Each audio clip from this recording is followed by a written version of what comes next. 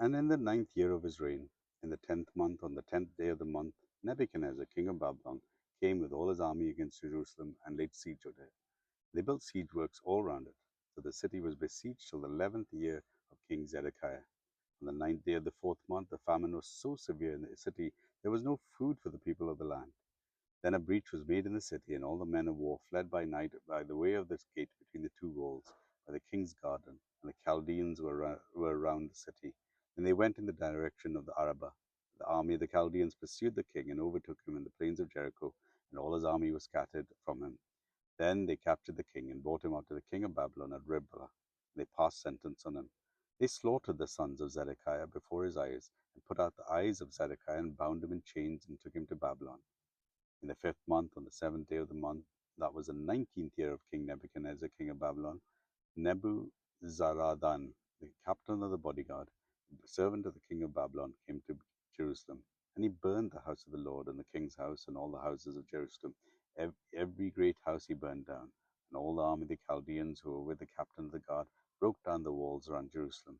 And the rest of the people who were left in the city, and the deserters who had deserted in the king of Babylon, together with the rest of the multitudes, Nebuzaradan, the captain of the guard, carried into exile.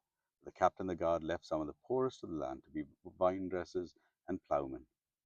And the pillars of bronze that were in the house of the Lord, and the stands of bronze sea that were in the house of the Lord, the Chaldeans broke in pieces and carried the bronze to Babylon.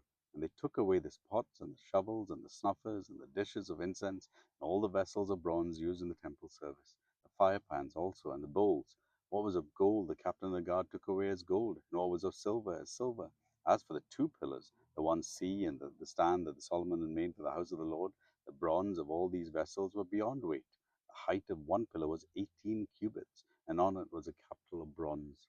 The height of the capitals was 3 cubits, a lattice work and pomegranates, all of bronze, all round the capital, and the second pillar had the same, with the lattice work.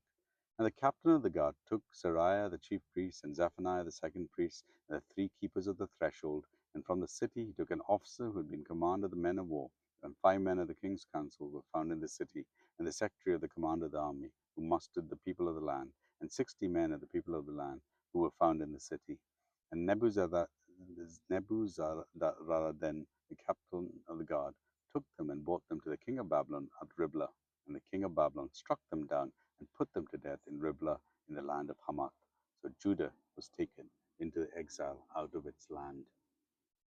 And over the people who remained in the land of Judah, whom Nebuchadnezzar king of Babylon had left, he appointed Gedaliah the son of Achiham, son of Shaphan, governor. Who now, when all the captains of their men heard that the king of Babylon had appointed Gedaliah governor, they came with their men to Gedaliah at Mizpah, namely Ishmael the son of Nethaniel, and Johanan the son of Karesh, and Seraiah the son of Tanhumeth, and Neptathite the Jazaniah the son of the Makathite. And Gedaliah swore to them and to their men, saying, Do not be afraid because of the Chaldean officials. Live in the land and serve the king of Babylon, and it shall be well with you.